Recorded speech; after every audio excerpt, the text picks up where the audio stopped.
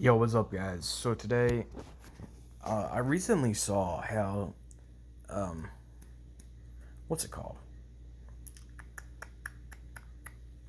Uh, TCG Player has put up the new Commander Masters decks, and they're like $150 for the Eldrazi one.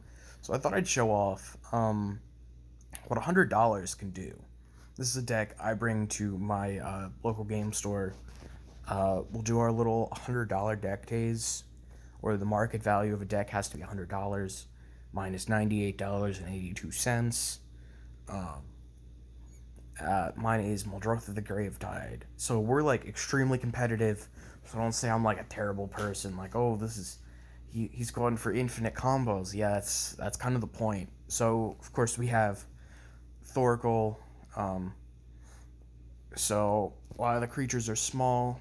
We've got it does a little bit of aristocrats type stuff, especially because we've got infinite tokens with Sedgemoor Witch and Chain of Smog, or Herd Baloth and Ivy Lane, Scurry Oak, Ivy Lane, Scurry Oak, Necrosynthesis.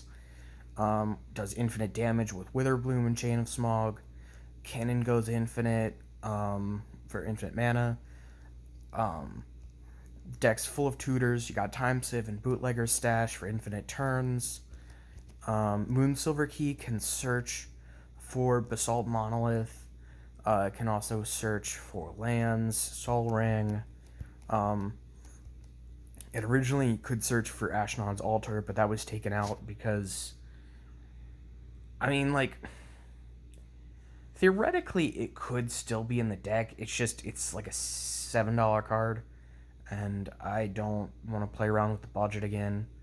Um, so it's got a lot of cheap counter spells, cheap draw, cheap removal, demonic consultation, so you can go infinite with Thoracle.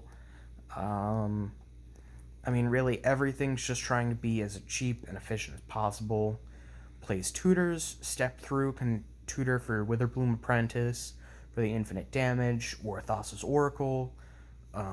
Got Tome Scour, because anything can really be cast from the graveyard with Muldrotha. Chain of Smog goes infinite with Witherbloom Apprentice, and then the Sedgemoor Witch. Demonic Bargain is a terrible tutor, but we only have so many options. I mean, the whole deck is really just meant to go as fast as possible into one of your combos. It can go for turn 3 wins, maybe early, later, depends on your lucky. I've gotten a turn 3 win before, but that was just luck of the draw. Ringsight is a new addition. I think this card's actually really good, and should probably be like pricier than 22 cents. Um, yeah. So it's basically just meant to go as fast as possible. And then, of course, you do have Kaya's Ghost form to go infinite with Muldrotha. The land base is kind of shit, but I only really had so many options because I wanted to do so many combos. This is a mana value breakup. Um, yeah, it's pretty solid. The deck goes fast. Um, let's just do like a little test hand. You're almost always ending up with a solid hand. Mulligan, mulligan. You're always gonna have at least a creature in hand. The deck goes well enough to where you should have your combo pretty quickly. I wouldn't say it always wins, but it does have a pretty good win-loss record.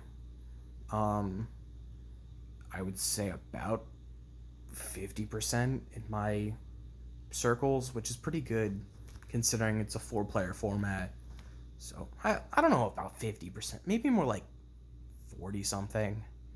It wins pretty often though. It's for $100, it's solid. Or everybody else is bad. Could be that.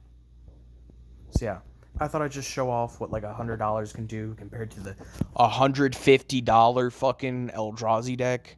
because that's bullshit. There's no reason a deck should be that pricey unless it's got, like... They didn't even reprint Eye of Ugin. They didn't reprint Eye of Ugin in the Eldrazi deck. They didn't reprint Sliverhive in the Sliver deck. Like, what are they doing? Like, ever since their 30th anniversary shit, it's just been one stupid thing after another. Like, what are they doing at this point? Yeah.